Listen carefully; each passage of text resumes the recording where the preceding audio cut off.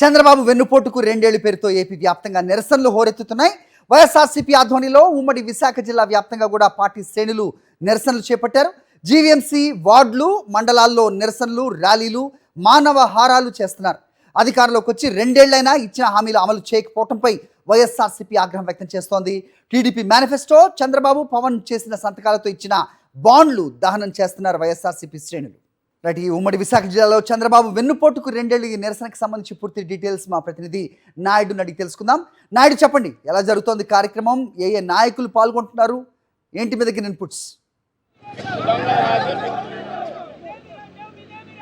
చంద్రబాబు నాయుడు 2 ఏళ్ల వెన్నుపోటు పాలనకు నిరసనగా రాష్ట్ర వ్యాప్తంగా నిరసనకు వైఎస్ఆర్సీపీ పిలుపునిచ్చింది. దీనిలో భాగంగా ఉమ్మడి విశాఖ జిల్లా వ్యాప్తంగా నిరసన కార్యక్రమాలు ప్రారంభమయ్యాయి. నియోజకవర్గ స్థాయిలో ప్రతి మండలంలోని నిరసన కార్యక్రమాలు జరుగుతున్నాయి. అలాగే ఇంకా విశాఖ నగరానికి వచ్చేసరికి డివిజన్ స్థాయిలో 4 డివిజన్లు ఒక క్లస్టర్గా ఏర్పాటు చేసి నిరసన కార్యక్రమాలు చేపడుతున్నారు. నియోజకవర్గ ఇన్ఛార్జీలు అలాగే ఏజెన్సీ ప్రాంతంలో వైఎస్ఆర్సీపీ ఎమ్మెల్యేలు నిరసన కార్యక్రమంలో పెద్ద ఎత్తున పాల్గొంటున్నారు. ప్రస్తుతం మనం విశాఖ తూర్పు నియోజకవర్గంలో ఉన్నాము. చంద్రబాబు నాయుడు అలాగే పవన్ కళ్యాణ్ ఎన్నికలకు ముందు మేనిఫెస్టోలో సూపర్ 6 హామీలను అమలు చేస్తామని చెప్పి ప్రజలను మోసం చేశారు. హామీ పత్రాలన్నింటినీ కూడా ఇప్పుడు వైఎస్ఆర్సీపీ తగలబెడుతున్నారు. మరిన్ని విషయాలు తూర్పు నియోజకవర్గ సమన్వయకర్త ముల్లా అప్పారావు ఉన్నారు. సార్, ఈ నిరసనకి ఉద్దేశం ఏంటి? ఎందుకు ఈ పత్రాలు తగలబెట్టారు? నేటికి కూటమి ప్రభుత్వం అధికారంలోకి వచ్చి 2 సంవత్సరాలు పూర్తవస్తా ఉంది. ఈరోజు మీరు ఏదైతే కళ్ళబొల్లి మాటలు చెప్పి జగన్మోహన్ రెడ్డి ఇచ్చినటువంటి సంక్షేమంతో పాటు సూపర్ 6, సూపర్ 7 అని చెప్పేసి ప్రజలకి మాయ కబుర్లు చెప్పి అధికారంలోకి వచ్చిన తర్వాత జగన్మోహన్ రెడ్డి గారు ఇచ్చిన సంక్షేమ పథకాలకి దిక్కులేశారు కదా. అసలు ఈ సూపర్ 6, సూపర్ 7 ఎక్కడన్నా మీరు అమలు చేశారా? మీరు ఒక్క పథకం అయినా సరే మీరు చెప్పిన విధంగా పూర్తి స్థాయిలో అమలు చేసినటువంటి పరిస్థితులు ఈరోజు ఈ రాష్ట్రంలో ఉన్నాయా?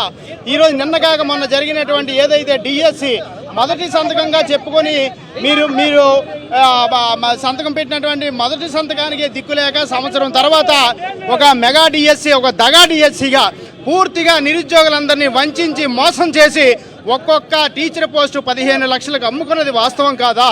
వాస్తవం కానట్లయితే మీరు సిబిఐ ఎంక్వైరీ చేసి మీరు మీ నిర్దోషిత్వాన్ని నిరూపించుకోవాలని చెప్పేసి మేము డిమాండ్ చేస్తా ఉన్నాం.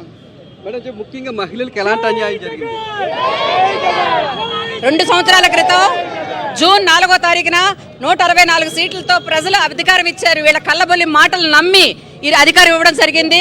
అధికారంలోకి వచ్చేటప్పుడు జగన్మోహన్ రెడ్డి గారి కంటే ఎక్కువ సంక్షేమం చేస్తాను, జగన్మోహన్ రెడ్డి గారి కంటే ఎక్కువ పథకాలు ఇస్తాను, వాలంటీర్లకు 10,000 జీతాలు ఇస్తాను అని కళ్ళబొల్లి ఆచరణ సాధ్యం కానీ హామీలు చెప్పి అధికారంలోకి వచ్చి ఈరోజు అధికారంలోకి వచ్చిన తర్వాత ఏ ఒక్కటి నెరవేర్చలేదు. ఒక ఉచిత బస్సు తప్ప మహిళలకు ఇచ్చిన హామీలు ఏ ఒక్కటి నెరవేర్చలేదు. ఈరోజు అన్నింటినీ నీరు కార్చేసి ప్రజలకి కళ్ళు మూసి జల్లగొట్టినట్టుగా నమ్మించి మోసం చేసినటువంటి కూటమి ప్రభుత్వం వెంటనే గద్దె దిగాలని చెప్పి మేము కోరుతున్నాం. వీళ్ళ ఈ మోసానికి చంద్రబాబు నాయుడికి మోసం కొత్త కాదు. ముందుగా పసుపు కుంకాల కింద 10,000 ఇస్తానని చెప్పి మోసం చేశాడు 2014లో. 2019లో సూపర్ 6, సూపర్ 7 అని చెప్పి వచ్చాడు. ఇంక ఇప్పుడు ఇవి కాదన్నట్టుగా నేను అభివృద్ధి చేస్తాను, ఆదాయం పెంచుతాను అని చెప్పి అంటున్నాడు. ఆదాయం పెంచడం అంటే పిల్లల కండమట, సంపద సృష్టిస్తాడట, పిల్లల కరమని చెప్తున్నాడు. ఈరోజు పిల్లల కంటే వాళ్ళు ఉద్యోగాలు లేక, విద్య లేక, బతకలేక వాళ్ళ వీధిని పడితే ఈయన ఒక స్ట్రాటజీ.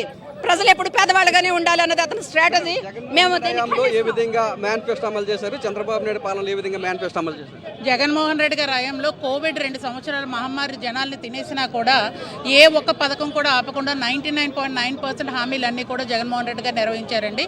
ఇది 2 సంవత్సరాలు అయింది. ఈయనకి నిరుద్యోగ అభివృద్ధి అన్నాడు, ఉద్యోగం లేని వాళ్ళకి 3,000 ఇస్తానని. ఏదండి అక్కడ 3,000 ఉంది?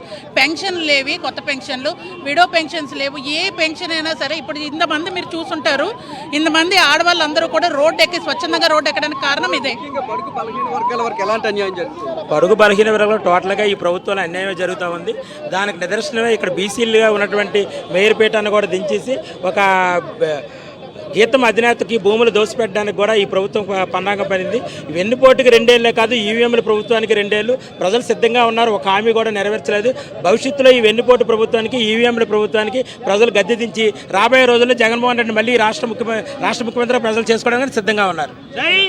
ఈ వెన్నుపోటు ప్రభుత్వాన్ని గద్దె దించే వరకు వైఎస్ఆర్సీపీ పోరాటం జరుగుతుందని చంద్రబాబు నాయుడుకి తగిన బుద్ధి చెప్పేందుకు ప్రజలంతా సిద్ధంగా ఉన్నారని చెప్పి ఇక్కడ వైఎస్ఆర్సీపీ నేతలు చెప్తున్నారు. హరి, నాయుడు.